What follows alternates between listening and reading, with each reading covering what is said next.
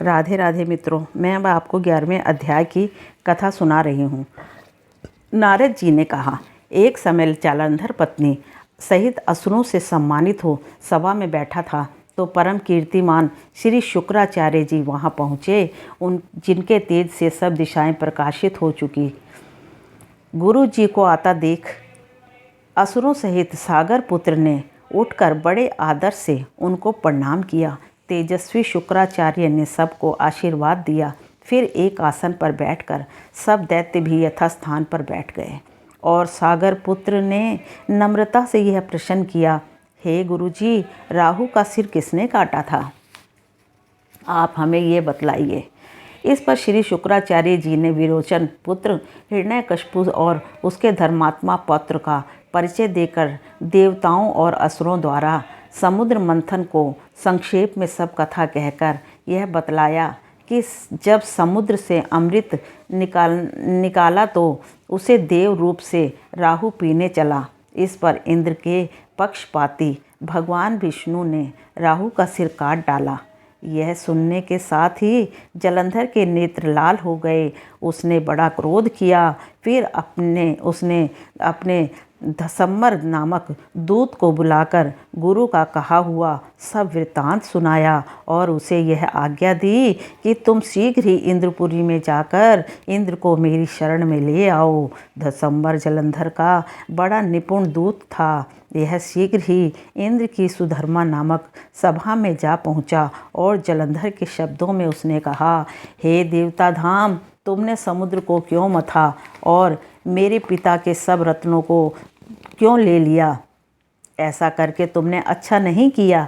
यदि तू अपना भला चाहता है तो उन सब रत्नों सहित देवताओं के साथ मेरी शरण में आ जा, अन्यथा हे सुराधम, मैं सत्य कहता हूँ कि तेरा राज्य विध्वंस हो जाएगा। इस पर इंद्र बहुत विस्मित हुआ और कहने लगा, पहले संसार ने मेरे भय से सब पर्वतों को अपनी कुक्षी में क्यों स्थान दिया और मेरे शत्रु दैत्यों की क्यों रक्षा की? इसी कारण मैंने उनके सब रतन हरण किए हैं। मैं भी सत्य कहता हूँ कि मेरा द्रोही सुखी नहीं रह सकता।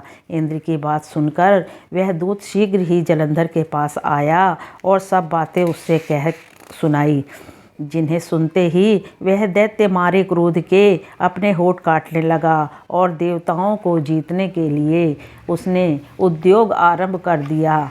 फिर तो सब देवताओं तथा पाताल से करोड़ों दैत्य उसके पास पहुंच गए। शुंभ निशुंभ सेनापतियों को साथ लेकर जलंधर इंद्र से युद्ध करने लगा। शीघ्र ही इंद्र के नंदन वन में उसने अपनी विशाल सेना उतार दी। वीरों की शंख ध्वनि और घोर गर्जन से इंद्रपुरी गूंज उठी। अमरावती छोड़ देवता उनसे युद्ध करने चले। भयानक मारकाट हुई। दोनों पक्षों के आचार्य अपने अपने मृतकों को जिलाने लगे। असुरों के आचार्य गुरु शुक्र अपनी मृत संजीवनी विद्या से और देवगुरु बृहस्पति द्रोणागिरी से औषधि लाकर मुर्दों को जिलाते रहे।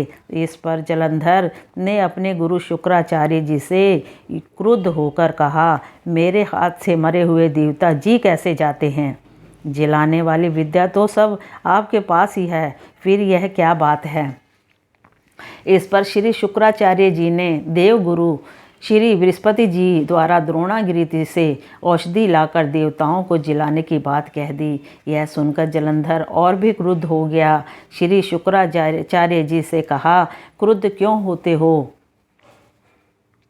यदि शक्ति हो तो द्रोणागिरी पर्वत को उखाड़कर समुद्र में फेंक दो, तब मेरे कथन से सत्यता प्रमाणित हो जाएगी। इस पर जलंधर क्रुद्ध होकर शीघ्र ही द्रोणागिरी पर्वत के पास जा पहुंचा और अपनी भुजाओं द्वारा उसे जड़ से उखाड़कर समुद्र में फेंक दिया।